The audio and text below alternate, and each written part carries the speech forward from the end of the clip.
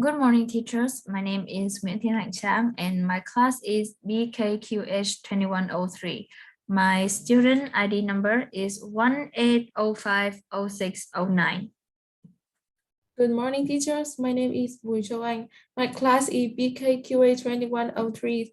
My student card number is 18061189.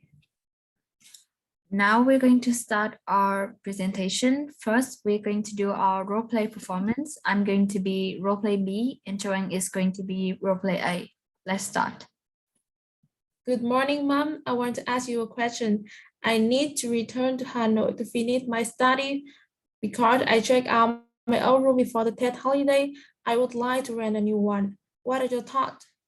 Sweetie, I don't think that's a good idea. Renting a room can be expensive sometimes, and since you're still a student, you should learn how to save money. There are so many better options out there that you can choose from. Oh, right, your aunt is living in Hanoi right now. Why don't you come live with her? You mean staying with relative? No way, Mom, that's going to be a bad idea. Staying at relative house or staying near relative house always causes many issues. First, there is not any privacy or private space. I'm unable to call my friend over or have a romantic days at home. Second, maybe they can be bothered by me or our relationship can be ruined because of the generation gap. Finally, staying with relative will not help me to learn the necessary social skill.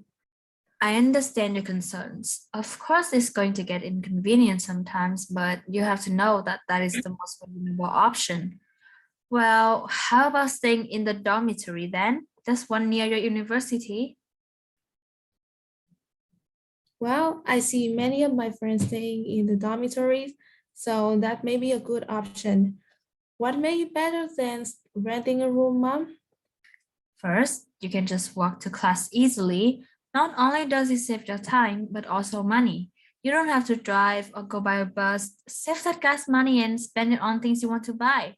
Second, you can always return to your room between classes for some relaxation whenever you feel tired.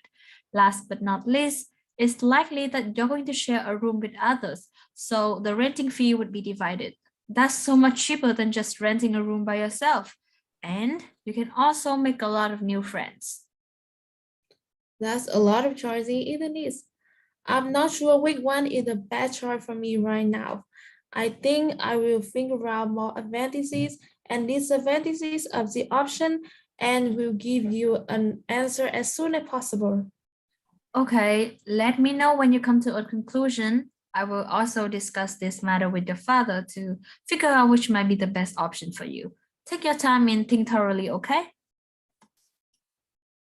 Okay, see you, Mom. Okay, now we're going to move to part 2, which is the discussion performance. Some people think it is the best for children to live in the city, while others think that life in the countryside is more suitable for them. Which place do you think is the most suitable to raise children, Cha? In my opinion, it is better for children to grow up in a city that offers numerous advantages. First, growing up in a big city means that children can have access to a good education. Like the majority of excellent schools in our country are located in urban areas, such as Vietnam National University, which are in both Hanoi and Ho Chi Minh. Another reason why I think the city is a better environment is that children have more choices when it comes to what they want to pursue. They can either go to an art school or a gymnastics school. It is definitely beneficial for them in the long run.